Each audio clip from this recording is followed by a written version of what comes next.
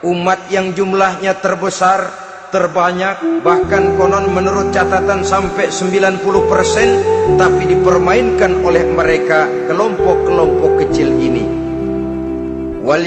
Walyaksifanna fi qulubikumul wahn. Pada saat itu di hatimu dicampakkanlah penyakit wahan. Sahabat kemudian bertanya, "Wa mal wahnu ya Rasulullah?" Apakah penyakit wahan itu ya Rasul? Beliau menjawab, hubbud dunya wa karahiyatul maut. Penyakit wahan itu tidak lain hubbud dunya wa karahiyatul maut. Terlalu cinta kepada dunia dan terlalu takut kepada mati. Materialistis dan takut resiko.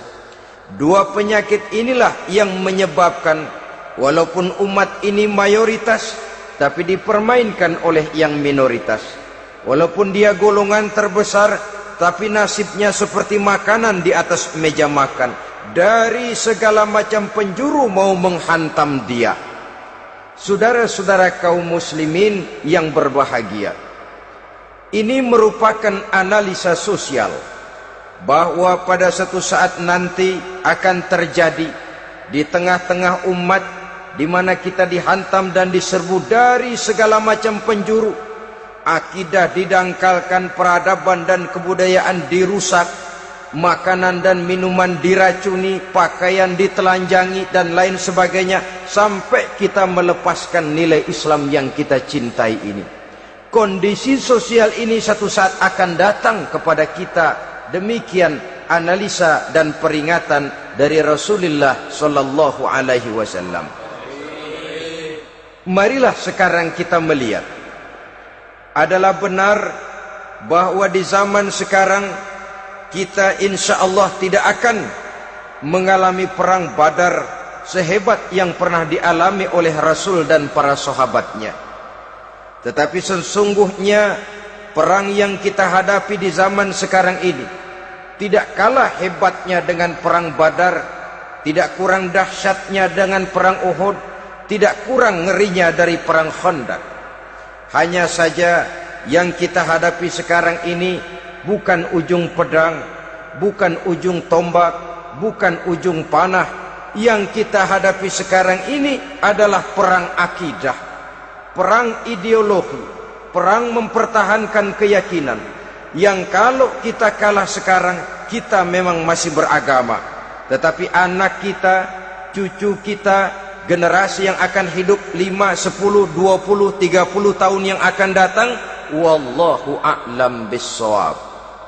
Islam, saudara-saudaraku, tidak mungkin hilang dari dunia. Tetapi tidak mustahil Islam gulung tikar dari desa kita. Tidak mustahil Islam gulung tikar dari kampung dan kota kita, jikalau kita tidak menjaganya, jikalau kita tidak memeliharanya, bahkan jikalau kita tidak mewariskannya kepada anak-anak kita, generasi yang akan datang.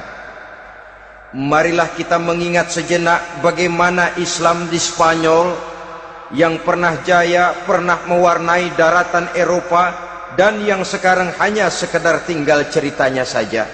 Ini pernah diperingatkan oleh Rasul dalam satu hadis, sayati ala ummati zamanun la yabqal Islam illa ismun wala minal Quran illa rasmun. Akan datang satu masa di tengah umatku di mana pada masa itu Islam ada tapi hanya tinggal sekedar namanya saja, dan Quran pun ada tapi cuma sekedar tinggal tulisannya saja. Apabila kita tidak mewariskan ini kepada generasi yang akan datang, maka serbuan-serbuan dari berbagai macam penjuru dari hari ke hari semakin kita rasakan kehebatannya. Tidak mustahil sejarah Spanyol akan terjadi di desa kita, akan terjadi di kampung kita, akan terjadi di kota kita. Orang Spanyol kalau mereka cerita kepada anaknya, mereka akan cerita, "Nak, di sini dulu ada masjid." Kapan, Pak? Dulu bener dah. Banyak orang Islam kalau hari Jumat pada sembahyang, kapan itu, Pak? Dulu sekali. Sekarang cuma sekedar tinggal ceritanya saja. Bukankah sesuatu yang sangat tidak mustahil apabila kita tidak menjaga dan mewariskan Islam ini kepada generasi yang akan datang, maka serbuan-serbuan akan membawakan hasil yang diinginkan oleh para penyerbu itu tadi. Kita sudah menjadi umat yang mayoritas, tetapi umat yang mayoritas ini menurut Rasul dikepung sedemikian rupa, akidahnya didangkalkan, peradaban dan kebudayaannya ditekan sedemikian rupa, kehidupan sosialnya dibuat individualis, kemudian dari segi pergaulan, pakaian, makanan, minuman dan sebagainya diracuni, sampai dia tidak lagi berpegang teguh kepada agamanya.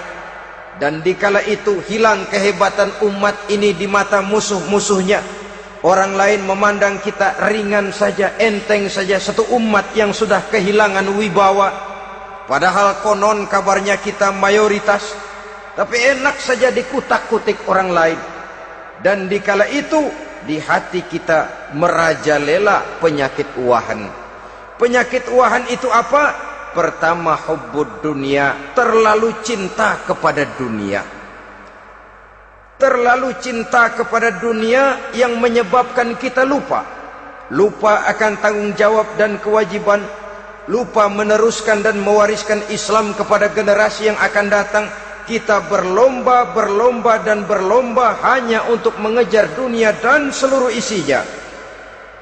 Baik dia bernama material, baik dia bernama seksual, baik dia bernama pangkat, jabatan dan kedudukan, berlomba-lomba kita di dalamnya, sampai tercampaklah penyakit hubbud dunia di dalam hati ini. Berurat dan berakar dunia itu, sulit dan berat kita berpisah daripadanya. Akibatnya kemauan untuk berbuat demi dan atas nama agama sangat sulit terwujud di dalam kehidupan ini. Yang kedua, karahiyatul maut, terlalu takut kepada mati. Baik mati ajal, mati dalam artian yang sebenarnya, baik mati usahanya, baik mati karirnya, baik mati pangkat dan jabatannya. Sehingga dengan demikian akibatnya jatuhlah kita menjadi umat yang kehilangan wibawa di mata orang lain. Saudara-saudara kaum muslimin rahimakumullah, saya katakan tadi, perang yang kita hadapi di zaman sekarang adalah perang akidah. Perang menghadapi peradaban dan kebudayaan yang menghancurkan moral daripada anak-anak kita. Perang menghadapi banjirnya maksiat dan munkarat, yang di tengah-tengah itu, di samping berkewajiban menjaga diri dan keluarga, kita pun juga berkewajiban menjaga anak-anak kita, generasi yang akan datang, mengarahkan dan mendidik mereka sesuai dengan yang dikehendaki oleh Allah Subhanahu wa ta'ala.